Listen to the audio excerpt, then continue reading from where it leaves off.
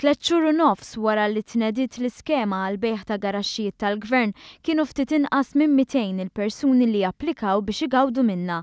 Jirriżulta li hemm madwar 2100 familja li jistgħu igawdu minn din l-iskema u għalhekk l-applikazzjonijiet mistennija jkomplu jiżdiedu.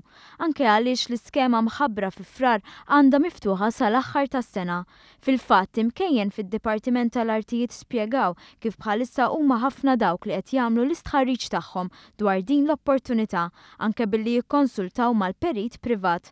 Tarif uffiċjali mid-Dipartiment ikkonferma li sa issa kien hemm 179 każ fejn dan il-proċess mexa sew tant li ntbatet l-applikazzjoni. L-applikazzjonijiet qed jiġu verifikati filwaqt li l-pjanti li jkunu saru mill-perit magħżul mill-applikant jitqabblu ma' dawk għand id-Dipartiment li juru l-garaxx meta nbena oriġinarjament. Jekk dawn jaqblu jsir il-bejħ b'mod immedjat u jekk le ssir analiżi tas-sitwazzjoni mid-Dipartiment. Il-prezz tal-garaxx ikun maħdum fuq rata ta' metru kubu. Garaxx li jesa karozza waħda jiswa 15,000 euro, filwaqt li garaxx li nbena fuq art li ngħatat b'ċens huwa inqas. Ix-xiri tal-garaxx se jgħin biex jola wkoll il-valur tal-proprjetà tas-sidin li ħafna minnhom għandhom appartament fil-qrib. L-iskema hija miftuħa għal sena sħiħa u l-applikazzjonijiet jistgħu jinkisbu minn www.gpd.gov.mt.